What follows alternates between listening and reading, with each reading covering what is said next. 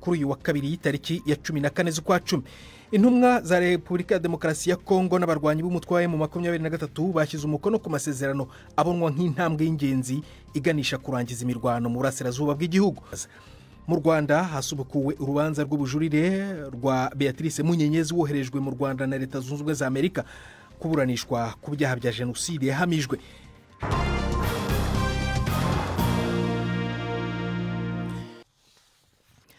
Tugidoha muri Katari aho intumwa za Repubulika ya Demokarasi ya Kongo n'abarwanyi b'umutwe wa AFC M23 bashyize umukono ku masezerano abonwa nk'intambwe y'ingenzi iganisha kurangiza imirwano mu burasirazuba bw'igihugu. Aya masezerano ashyiraho urwego rugizwe n'abahagarariye impande zombi bazagenzura ukurenga ku gahenge. Byari kimwe mu byasabwaga mbere y'ibiganiro by'amahoro ku buryo bweguye. Kongo n'umutwe wa M23 bivugwa ko ufashwa n'u Rwanda bananiwe kubahiriza itariki ntarengwa yo kugera kuri aya masezerano mu kwezi kwa 8. Muri uyu mwaka abarwanyi ba M23 bafashe ubutaka bunini mu gihe cy'ibitero bagabye mu burasirazuba bw'igihugu bagenzura n'imijyi ya Goma na Bukavu. Inkuru ya Siraka Muhabonayo uri Nairobi. Leta ya Qatar ivuga ko uru rwego rujejwe kugenzura ko imirwano yahagaze rwemejwe n'impande zose ruzoza rurakora iperereza ryo kumenya uwarenze kuri ayo masezerano rugaheza rugatanga icegeranyo ku babijejwe mu ntumbero yo kwirinda ko intambara zisubira gusutama. Ubushikiranganji bwo gutumatumanako amakuru mu gihugu ca Kongo buvuga ko urwego bumvikanye ko ruzoba rugizwe n'abaserukira leta n'umuhari wa M23 hamwe n'indorerezi zo muri Qatar, Amerika, ubumwe bwa Afrika, ishyirahamwe ry'ibihugu vyo mu karere k'ibiyaga binini hamwe na MONUSCO. Ubu bushikiranganji buvuga ko bashitse kuri iyi ntambwe inyuma yaho mu kwezi guheze hakiriweho urundi rwego ruzofasha mu gikorwa co guhererekanya imfungwa. Bukavuga ko ibi ari ngombwa mu kubahiriza amasezerano baherutse gushirako umukono yo guhagarika intambara.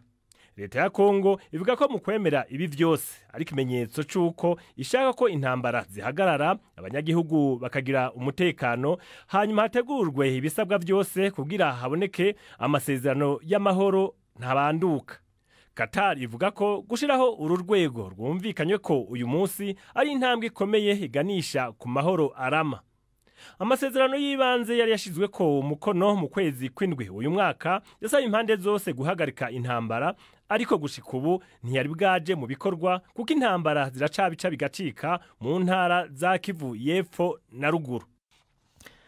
Mu Rwanda hasubukuwe urubanza rw'ubujurire rwa Beatrice Munyenyezi mu rugereko rw'urukiko rukuru rukorera mu majyepfo y'igihugu. Kuri uyu wa kabiri humviswe abatangabuhamya batatu mu bamushinja. Munyenyezi yoherejwe mu Rwanda na Leta Zunze Ubumwe za Amerika muri 2021 kugira ngo akurikiranwe ku byaha bya jenoside ashinjwa. Mu kwezi kwa 4 k'umwaka ushize wa 2024 Madame Munyenyezi yakatiwe igifungo cya burundu n'urukiko rwisumbuye rwa Huye ahamijwe ibyaha bya jenoside no gusambanya ku ngufu abagore n'abakobwa. Ibyaha we aburana hakana akaba yaranabijuririye. Inkuru ya Yves Bucyana bari mu rukiko i Nyanza.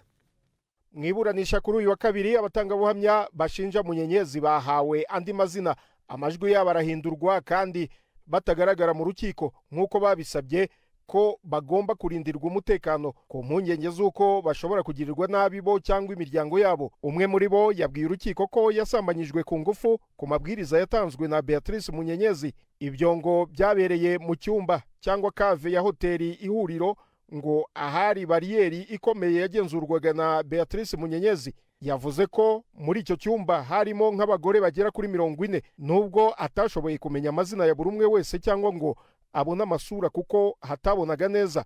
Mu magambo ye yagize ati Munyenyezi yategekaga interahamwe kudusambanya kandi zarabikoze. Beatrice Munyenyezi kandi yashinjwe kugenzura indangamuntu kuri bariyeri abo mu bwoko bw'abahutu akabareka bagatambuka, naho abo mu bwoko bw'abatutsi akabaha interahamwe n'abasirikare bakajya kwicwa, ngo bakabata mu cyobo cyari munsi ya hoteli Ihuriro nk'uko byavuzwe n'undi mutangabuhamya.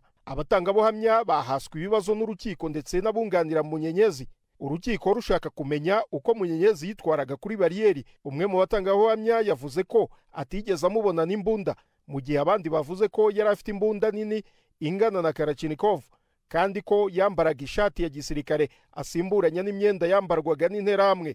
abatangabuhamya kandi babajijwe niba hari ubwicanyi babonye Munyenyezi yakoreye kuri bariyeri. Umutangabuhamya wavuze ko yari yararongowe n'umugabo wari ukomeye mu bikorwa by'ubwicanyi, ko bityo amakuru y'ibyakorwaga na Munyenyezi yamugeragaho neza. Avuga ko atigeze amubona yica abantu, ariko ko hari ibyo yiboneye byo kujyana abagore kubasambanya ku gahato muri hoteli, ndetse no gutanga amabwiriza yo kwica abantu kuri bariyeri. Munyenyezi Beatrice w'imyaka 55 y'amavuko ni umugore wa Shalom Ntahobari.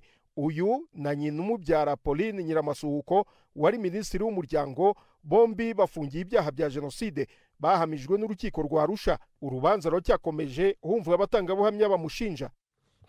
Urakoze Yves Bucyana, inkuru itugejeje ku isaa 12 zirenzeho iminota 40 mu Rwanda no mu Burundi. Ni BBC Gahuza, urayumva no kuri Kisoro FM muri Uganda no kuri BBC Gahuza.